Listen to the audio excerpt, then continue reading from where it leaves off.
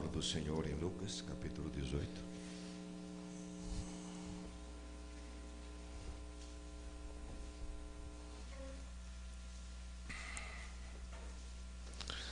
Lucas, capítulo 18, do versículo 1 até o versículo 8.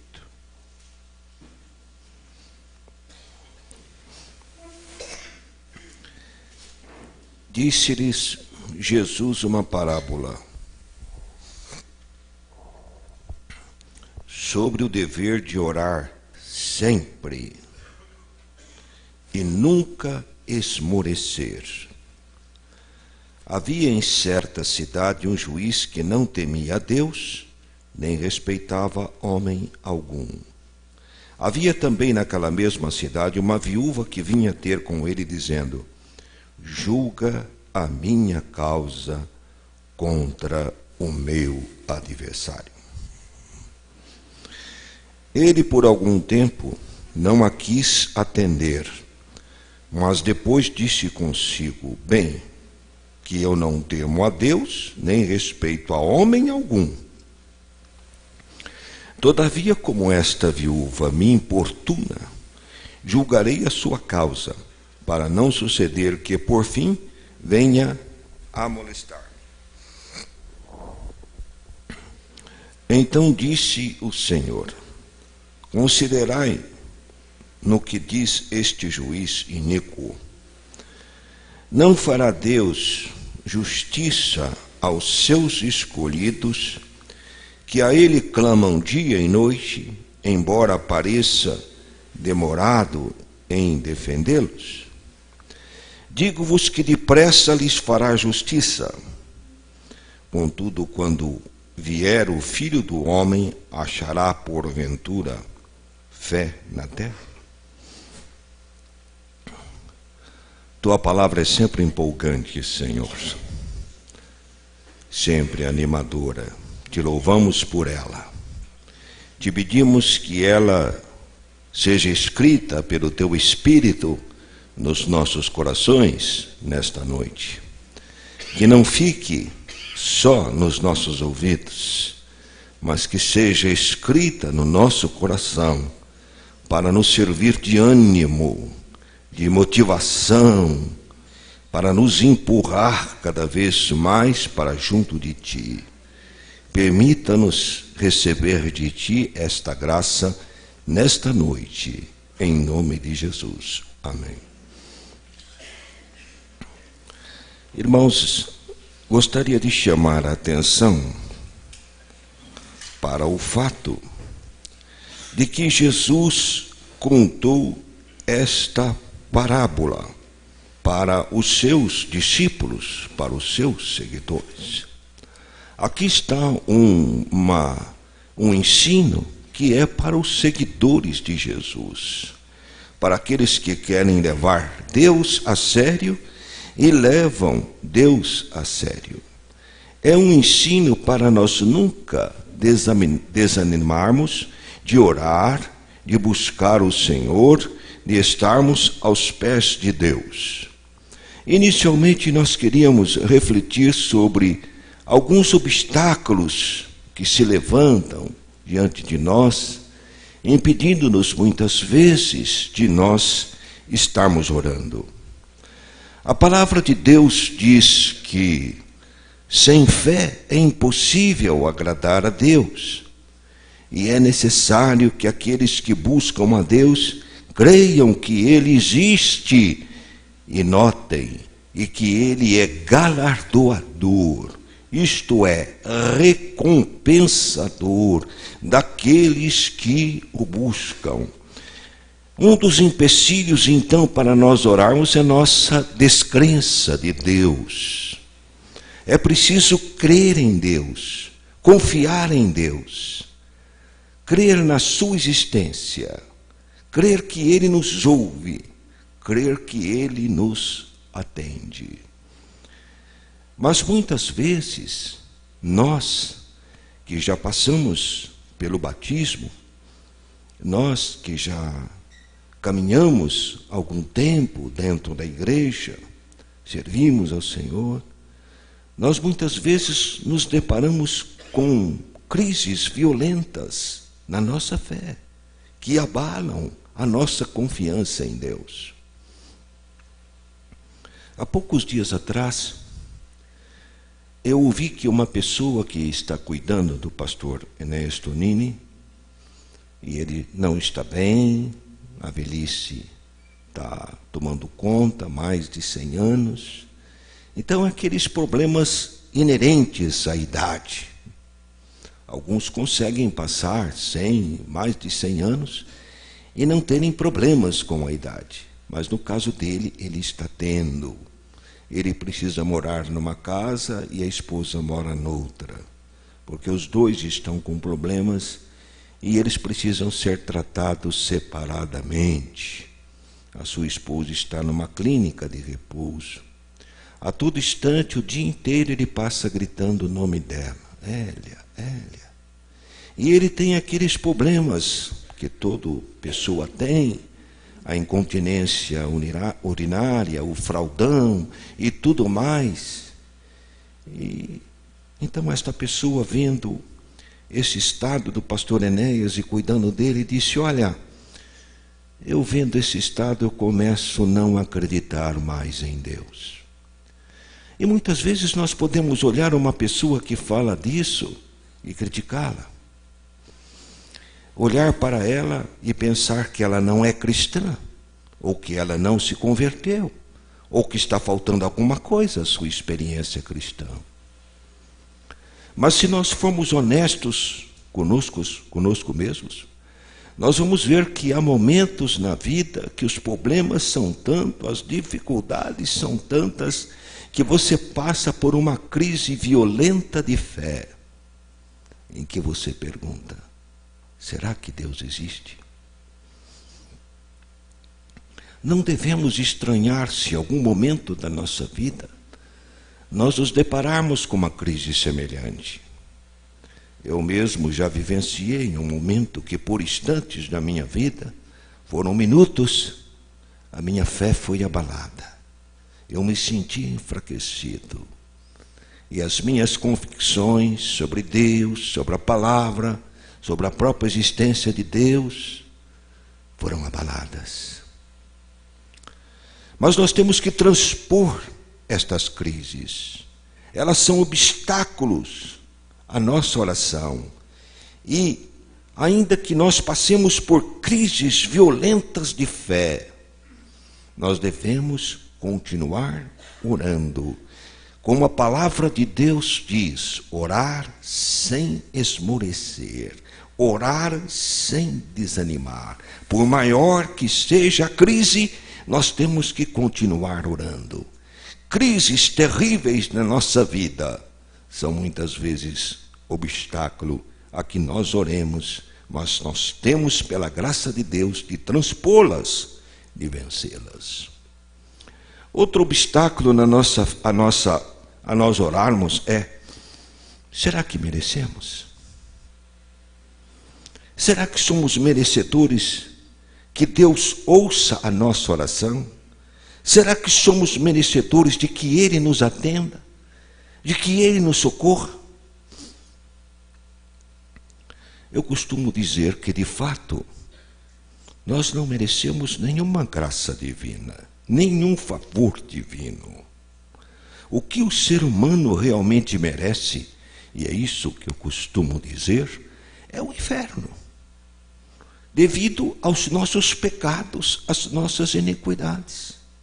O próprio salmista dizia: eis que em iniquidade fui formado e em pecado me concebeu a minha mãe.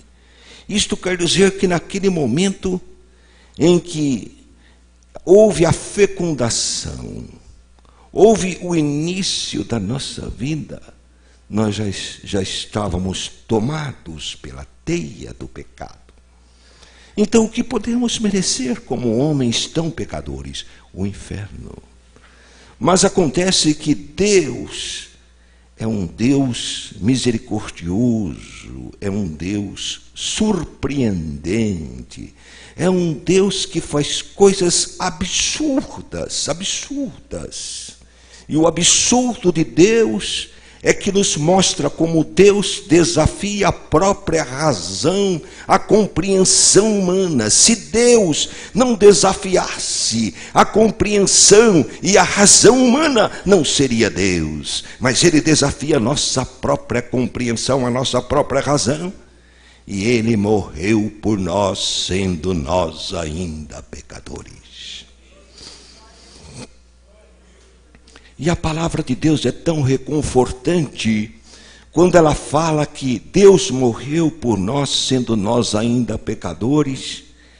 Paulo continua no seu raciocínio magnífico lá em Romanos, e ele diz o seguinte: se ele morreu por nós, sendo nós pecadores, se ele morreu por nós, sendo nós seus inimigos, porque nós éramos inimigos de Deus, inimigos da cruz de Cristo, quanto mais agora, sendo amigos de Deus, amigos dele, pela reconciliação feita por ele, através do seu Filho na cruz, muito mais agora, ele nos ouvirá, nos atenderá e nos socorrerá.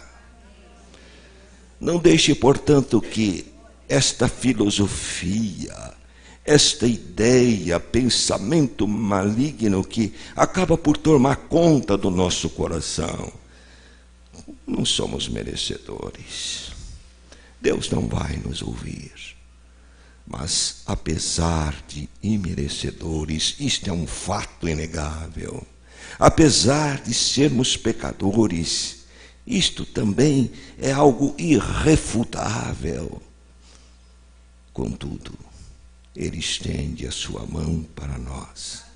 Podemos estar certo que Ele nos ouvirá, ainda que sejamos imerecedores. Mas há um outro obstáculo que nós levantamos. Deus está muito ocupado. Deus tem muitas coisas para ver. Mas esse Deus é surpreendentemente poderoso. Algumas vezes eu precisei ir em alguns locais que eles tiveram que tirar uma foto da minha propriedade. Então, através de via satélite, eles projetaram lá e foram tirando e procurando o lugar onde estava a minha propriedade. Até que eles acharam e depois ampliaram. Aí eu pude ver até as árvores, até o caminho, até a estradinha, tudo eu pude ver. É interessante que Deus não precisa de um satélite. Deus não precisa ficar vendo um espaço maior, depois ir diminuindo o espaço, diminuindo, até chegar em mim. Ele vê tudo com clareza. Ele tudo sabe. Ainda que nós pensamos que Ele é um Deus tão ocupado, Ele é um Deus que tem o capricho de contar até os fios de cabelos da nossa cabeça e de declarar que nenhum deles cairá, se Ele não permitir. Então, queridos irmãos, por mais problemas que Deus tenha, em todo lugar, em todo mundo, Ele sempre estará disponível para você. Cristo nos assegurou isso quando Ele disse: aquele que vier a mim, de maneira nenhuma o lançarei fora. Mas, irmãos, há outro obstáculo que se levanta à oração. Às vezes a situação é tão intrincada, a coisa é tão difícil, que nós mesmos olhando a problemática do outro, ou a nossa problemática, nós dizemos: é impossível. Isso nem Deus resolve. É impossível. E eu também, como ser humano, como um cristão vulnerável, muitas vezes me deparei com situações que disse, é impossível. Impossível até de Deus entender, atender. Impossível até de Deus solucionar. Isto constitui um obstáculo à nossa oração, porque por mais difícil que seja o problema, nós precisamos continuar orando. Por mais difícil que pareça a situação, pareça impossível, nós temos que continuar orando. Eu queria dar um exemplo bastante triste, até cruel.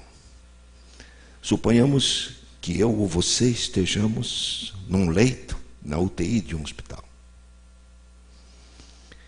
E a veia picada, ali o soro, precisando tomar soro, não conseguir se alimentar, o tubinho entrando aqui pela boca, não conseguindo respirar, estar entubado. Mesmo naquele momento, você precisa crer no impossível. Eu tenho que partir mesmo. Deus tem que me levar. Mas Ele pode te levar sem a alimentação que você vai ter via oral, pelo tubinho que entra. Ele pode te levar sem o tubo, ali que você está entubado. Ele pode te levar sem você precisar de nada. Ele pode fazer os médicos tirarem tudo aquilo, tirem tudo isso. Agora eu vou levar meu servo. Ele pode. Por isso que precisamos crer no impossível. Não podemos deixar de crer. O cristão é a única pessoa nesse planeta que crê no impossível.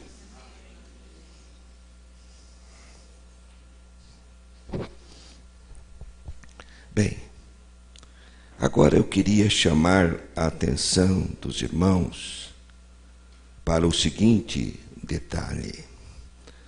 A palavra de Deus diz aqui no final, eu vou no final, depois eu vou voltar para outro texto mais à frente. Diz aqui no final: mas quando vier o Filho do Homem, porventura achará fé na terra? Irmãos, há uma associação clara aqui da oração com a fé. A oração é uma expressão da fé. A oração é o respirar do nosso espírito, que é templo do Espírito Santo de Deus. Ninguém pode ficar sem respirar. Ninguém pode ficar como cristão sem orar.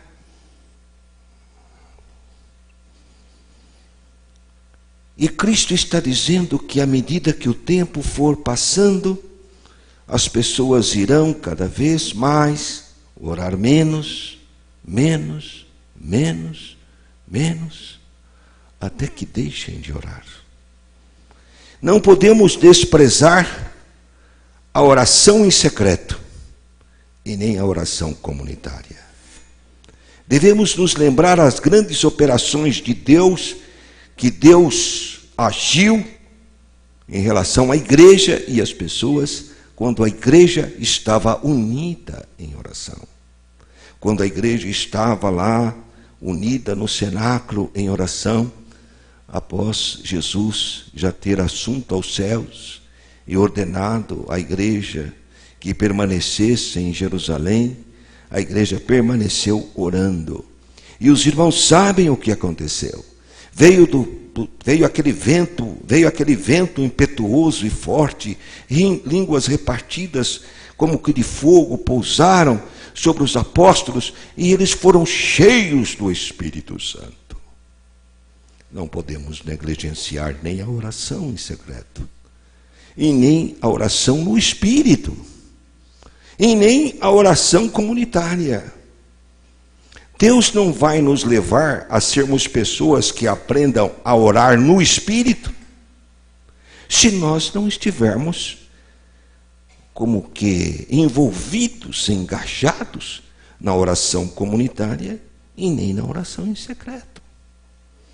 Há um crescimento na vida de oração, onde nós vamos aprendendo cada dia mais a conversar com Deus, porque a oração é uma conversa com Deus. E nós temos outro exemplo da oração comunitária, quando Pedro estava preso, e a palavra de Deus diz que a igreja fazia contínua oração por ele a Deus. E de repente, quem que bate a porta lá dos irmãos que estavam orando? Pedro. E eles achavam tão impossível, estavam orando, mas achavam impossível, né? Vamos orar, mas é impossível que Pedro apareça aqui. Aí quando Pedro bate a porta, a menina vai atender e volta logo dizendo, né? Ah, é Pedro, que é o seu anjo, você está sonhando, ele está aqui. Abriram a porta, era Pedro.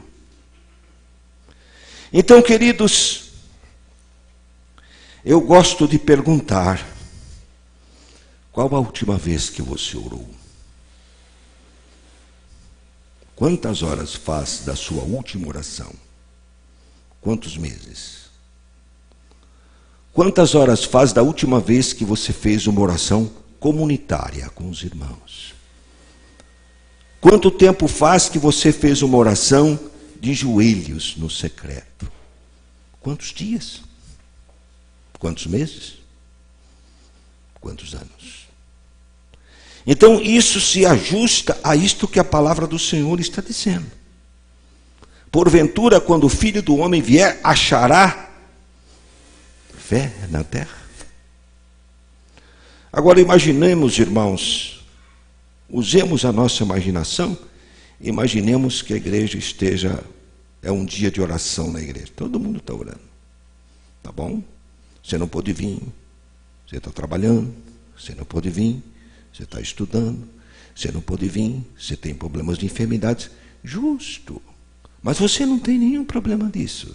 Você não está com problema de enfermidade, você não está com problema de trabalhar, você não está com problema de estudar, nenhum. Você está no ócio. E se Cristo vier naquele dia, a igreja estará orando, como ficará você diante do Senhor? Como você contemplará a face do Senhor? E nós sabemos que a volta do Senhor é iminente. E bem pode ser esta semana, ou pode ser a semana que vem. Não sabemos, mas é iminente a volta do Senhor. Aqueles que estudam a palavra e estão vendo os acontecimentos, é iminente a volta do Senhor. Outro detalhe que eu quero regredir, porque é aqui que eu quero terminar a palavra desta noite, é o seguinte: a palavra de Deus diz, não fará Deus justiça aos seus escolhidos, que a Ele clamam dia e noite, embora pareça demorado em detê-los? Digo-vos que depressa lhes fará justiça. E vocês observaram a oração da viúva? Senhor, faça justiça contra o meu adversário. Aqui está, não é? Faça justiça, aqui, julga a minha causa, aqui está, ipsilíteres na palavra. Julga a minha causa contra o meu adversário. Era a oração da viúva. Queridos, nos problemas que nós atravessamos na vida, nós não temos 100% de culpa. Nossos problemas familiares, nós não temos 100% de culpa. Nossos problemas com os nossos filhos, nós não temos 100% de culpa. Com o nosso marido não temos. Com o emprego, nós não temos 100% culpa. Mas nós temos uma parcela de culpa. Porque nós devemos saber que quem tira a nossa paz e nossa felicidade é o nosso adversário. Porque nós temos um adversário. E a palavra de Deus diz que o inimigo não vem sequer para roubar, matar e destruir. O inimigo é seu adversário e vem para roubar a sua felicidade. Você não é feliz? Sim. Você tem problemas familiares, não é feliz. Tem problema com os filhos, não é feliz. Tem problemas com o emprego, não é feliz. Tem problema de saúde, não é feliz. Mas você tem orado. Ah, sim, eu tenho orado. Um dia ou outro eu oro, ou então... Mas a palavra de Deus, aqui no caso, não fala de uma oração fortuita. Não? O que a palavra de Deus diz? Todavia, né, não fará Deus justiça aos seus escolhidos, que a Ele clamam de dia e de noite.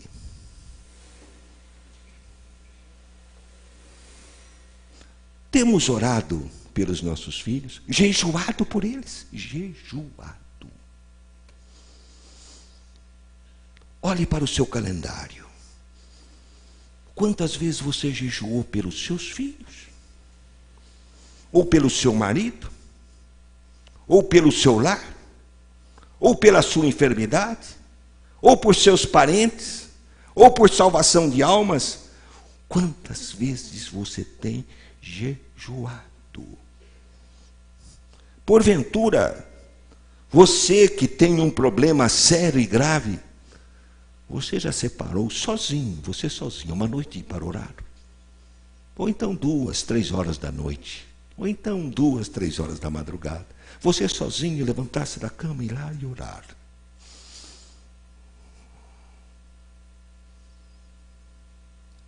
Nosso adversário está nos devorando. O devorador está comendo o nosso osso, está comendo a nossa carne, está comendo o nosso pão, está comendo o nosso salário. O gafanhoto está comendo tudo, está devorando. Está comendo o nosso lar, destruindo o nosso quarto, destruindo nossa despensa, destruindo nossos filhos, destruindo a nossa esperança, destruindo o nosso entusiasmo para adorar a Deus, destruindo a nossa fé. Está comendo. E nós estamos orando: Senhor, julga a minha causa contra o meu adversário. Olha o que o inimigo está fazendo comigo. Não é você orar contra o inimigo, é você orar para Deus julgar a tua causa. Olha o que Deus está fazendo. Olha, ó Deus, o que o inimigo está fazendo com os meus filhos. Olha, ó Deus, o que o inimigo está fazendo com o meu marido. Olha o que está fazendo com a minha casa. Olha o que está fazendo com a minha vida espiritual. Olha o que está fazendo com o meu salário. Olha o que ele está fazendo com o meu corpo. Ele está roendo o meu osso. Ele está entrando pela minha cabeça, pelo meu ouvido. Ele está me atacando com tudo. É diabetes, é depressão, é úlcera, é gastrite, é nervoso, é um monte de coisa. Ele está acabando comigo. E você está deixando? Vai continuar deixando? Vai continuar negligenciando uma estrada real que Deus abriu para você, onde você pode caminhar por ela e subir até o trono da graça de Deus, chegar diante do trono de misericórdia de Deus e orar para Deus: Senhor, faça justiça contra o meu adversário, destrói as obras deste adversário na minha vida, Senhor, porque tu dissestes na tua palavra, está escrito: eis que vos dou poder para pisar serpentes e escorpiões e toda a força do maligno. Quero clamar a ti de dia e de noite, para que eu tenha esse poder. Talvez nós tenhamos tudo, né, irmãos? tantas facilidades. Um carro na garagem, às vezes dois. Talvez nós tenhamos tudo, até um salário significativo. Talvez nós tenhamos tudo, até um conforto. Mas não temos o que precisamos. Poder para vencer o nosso adversário. Poder para destruir as obras do maligno na nossa vida, na nossa casa, na vida dos nossos filhos, na vida dos nossos netos, na vida dos nossos parentes, na vida dessa sociedade podre e dessa pátria também podre.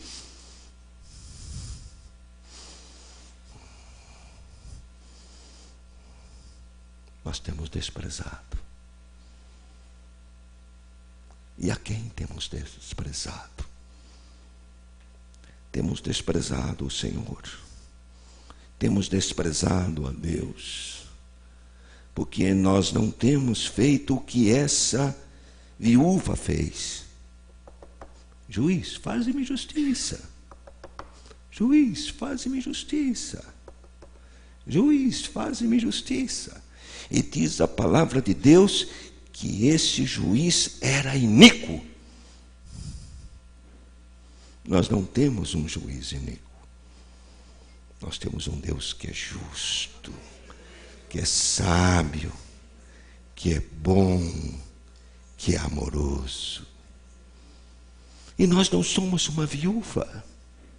Nós somos alguém que fomos acolhidos pelos braços de Deus e sustentado por Deus. Nós somos pessoas que temos a verdade nas mãos e que conhecemos a fonte do perdão, a fonte do refrigério, a fonte da restauração, a fonte da saúde, a fonte da libertação, a fonte da cura, a fonte da provisão. Nós sabemos onde está a fonte.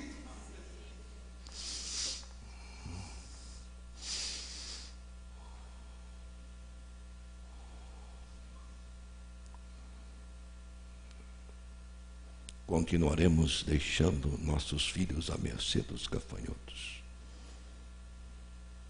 Nossa casa, nosso marido, nossa esposa, nosso salário, nossa igreja, nossa nação, nossos vizinhos.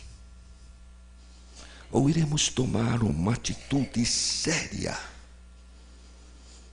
decisiva nas nossas vidas.